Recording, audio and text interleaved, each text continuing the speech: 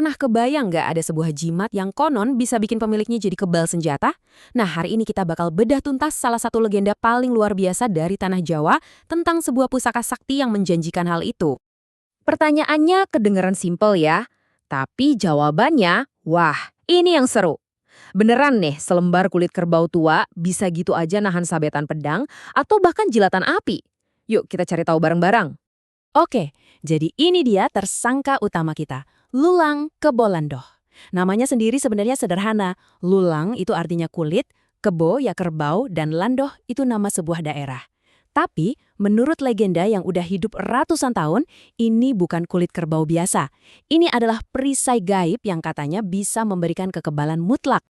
Nah, buat ngerti kenapa jimat ini bisa sesakti itu, kita harus kenalan dulu sama sosok di baliknya. Yuk kita lompat waktu ke abad ke-16 buat ketemu sama tokoh yang, wah, karismatik banget dan sangat anti-mainstream pada masanya. Syekh Jangkung. Coba deh, perhatikan nama-namanya. Masing-masing punya bobot yang luar biasa. Sayyid itu nandain beliau keturunan Nabi Muhammad. Raden itu gelar bangsawan Jawa. Jadi dari lahir aja udah darah biru double. Nama populernya Saridin, sering diartikan sebagai saripatinya agama. Keren kan? Dan gelarnya Syekh Jangkung. Ini unik. Bukan cuma karena postur tubuhnya yang tinggi, tapi juga karena keyakinan bahwa setiap doanya itu selalu dijangkung, alias dikabulkan oleh Tuhan.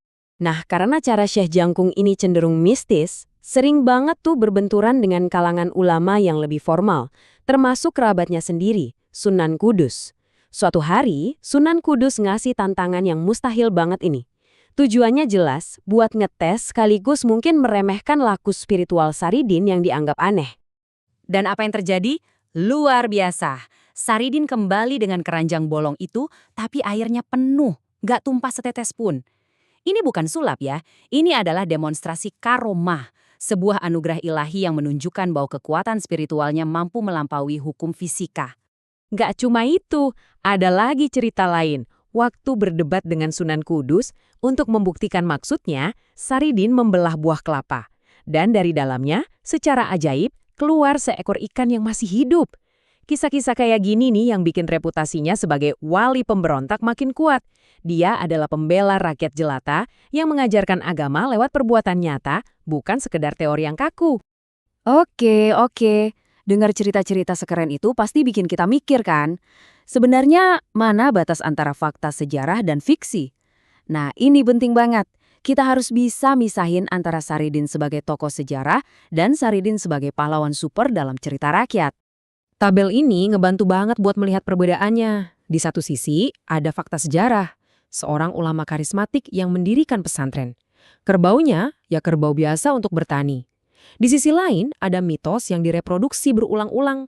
Seorang pahlawan sakti mandraguna dengan kerbau ajaibnya. Jauh banget kan bedanya? Jadi, gimana ceritanya seorang ulama bisa di-upgrade jadi superhero? Jawabannya ada di panggung pertunjukan. Ketoprak Pesisiran, sebuah teater rakyat di pesisir utara Jawa. Inilah yang jadi mesin mitos utamanya.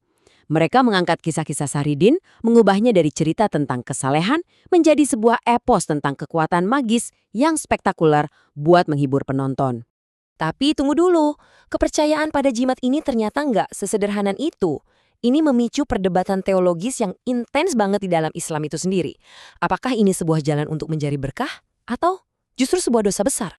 Dan disinilah inti konfliknya. Di satu sisi, pandangan Puritan melihat jimat sebagai pelanggaran langsung terhadap konsep tauhid. Percaya pada kekuatan benda dianggap syirik, dosa terbesar. Tapi di sisi lain, pandangan sinkretis Jawa melihatnya sebagai cara yang sah untuk mengakses berkah ilahi melalui warisan seorang wali. Praktik ini disebut tabaruk, di mana benda itu hanyalah wadah atau perantara berkah. Oke, kita geser dulu dari perdebatan teologi ke psikologi. Pertanyaannya, kenapa di zaman kita yang serba ilmiah ini, kepercayaan pada benda-benda seperti ini tuh masih bertahan kuat? Ini fakta modern yang lumayan mengejutkan. Lulang Kebolando, warisan mistis dari 500 tahun lalu, sekarang jadi komoditas di pasar online. Kamu bisa membelinya barengan sama charger HP. Ini nunjukin betapa legenda ini masih hidup dan relevan sampai sekarang. Disinilah letak kuncinya. Psikologi modern nunjukin kalau kekuatan jimat itu sebenarnya bukan ada di kulitnya, tapi 100% ada di dalam pikiran dan keyakinan orang yang memakainya. Jadi, proses psikologisnya bisa kita urai jadi 3 langkah simpel. Pertama, ini adalah mekanisme coping. Dalam situasi yang nggak menentu dan berbahaya, jimat ini ngasih ilusi kontrol yang bisa menenangkan kecemasan. Kedua, ini efek placebo. Keyakinan penuh kalau kita bakal kebal itu bisa menghilangkan rasa takut. Ini bikin performa fisik kita meningkat, yang kemudian sering disalahartikan sebagai bukti kekuatan magis jimatnya.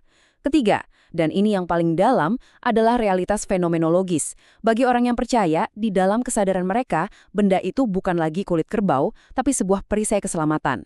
Realitas subjektif mereka menjadi hukum fisika pribadi mereka. Sebagai penutup, saya mau lempar pertanyaan ini buat Anda semua. Kisah Lulang Kebolando ini seakan mengungkapkan sesuatu yang abadi tentang kita sebagai manusia, yaitu kebutuhan kita akan rasa aman dan perlindungan dalam menghadapi kekacauan hidup. Mungkin, di balik semua logika dan sains, kita semua masih mencari sedikit keajaiban. Terima kasih banyak sudah menyimak